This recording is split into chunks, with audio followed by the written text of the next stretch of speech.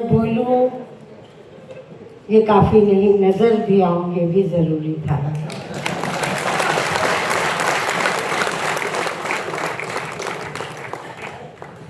सम्मानित मंच, सभागार में उपस्थित विशिष्ट जन, विभिन्न संगठनों के प्रतिनिधि बंधु, विद्यार्थी परिषद की कई पीढ़ियों के पूर्व और वर्तमान दायित्ववान बंधु भगिनी, बहुत भावुक क्षण है। विशेष रूप से इस अभिवाचन के बाद लगा, कई बार जीवन में लगता है कि एक बार पीछे लौट जाते हैं, लेकिन आज उस 1 घंटे से अधिक का जो कार्यक्रम था उसमें लगा कि सचमुच काल चक्र उल्टा चल गया है और मैं वहीं पहुंच गई हूँ।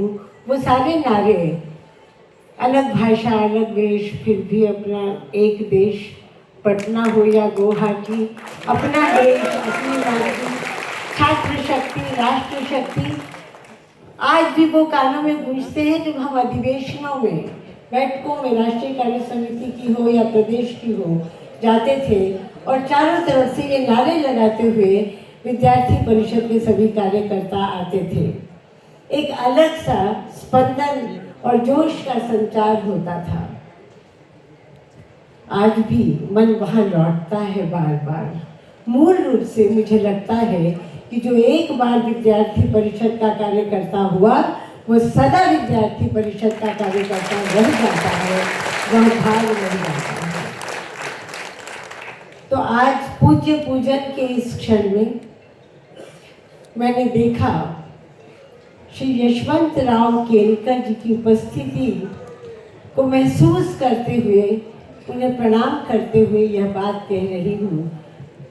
मेरे दाहिनी ओर पुण्य स्मरण मदन दास देवी जी की पंक्तियाँ हैं यशवंतराव केलकर जी के विषय में, जो उनके बहुत निकट रहे, साथी रहे, लगातार। बहुत सटीक पंक्तियाँ हैं ये कि निरंतर जागरूक व्यवहार जो सदा बोध रूप ही होता है, ऐसा मुझे देखने को मिला। घर में, कार्यालय में, यात्रा में, कार्यक्रम में, हर समय हर जगह यह जागरूक व्यवहार जरूर था, लेकिन सायास नहीं था। हमने जो देखा, एक संगठन शिल्पी का वह सहज अनायास व्यवहार था, जो उनके संस्कार रूप में परिणत हो चुका था, जो केवल विचार मात्र नहीं था संघ के प्रचारक के रूप में। और बाईं तरफ जो पंक्ति है पुण्य स्मरण बाला साहब देवरस जी की, कि वो डॉक्टर हेडगेवार, संघ के संस्थापक डॉक्टर हेडगेवार के कुलोत्पन्न हैं, उनके विषय में इतना कहना ही पर्याप्त है। यह बहुत बड़ी बात है, संघ विचारों को जीवन में उतारकर उसका पर्याय बन जाना और एक पद्धति गठित करते हुए एक राष्ट्र चेता परिवार भावी संगठन का निर्माण करना। विद्यार्थी परिषद की स्थापना हो चुकी थी, एक संस्था बन गई, लेकिन वह एक संगठन बने, एक सुगठित संगठन, उसकी एक निश्चित कार्य पद्धति हो, दूरदर्शिता के साथ राष्ट्र चेतना की दिशा में नियोजित समाज चेता के रूप में समाज धर्म का निर्वाह करते हुए आज का छात्र, आज का नेता, आज का नागरिक, क्षमा करेंगे राजनीतिक दल के यही झमेले हैं, नेता ही उनसे निकल जाता है। तो आज का नागरिक है वह, इसलिए उसका समाज धर्म है और सदा ही समाज को कुछ लौटाना है हमें। तो उसके लिए अपने में मंथन, चिंतन और सजग चेतना, और उसके लिए फिर एक्टिविज्म, ये अलग अलग आयाम इसकी कार्य पद्धति बने।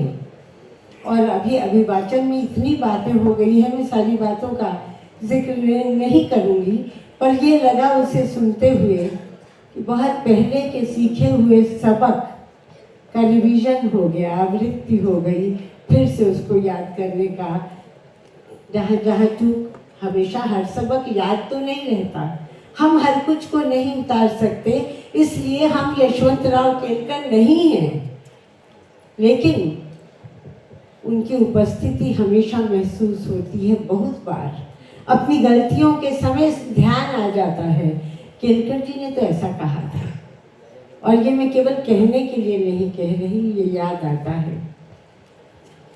सीखा था सबक यह, जब मेरे सामने की एक घटना, एक कार्यकर्ता से बात हो रही थी उनकी, मैं वहीं पास बैठी थी, और उन्होंने कहा कि आज तुम्हारी बात हुई फला कार्यकर्ता से, तुमने उसकी बात सुनी नहीं।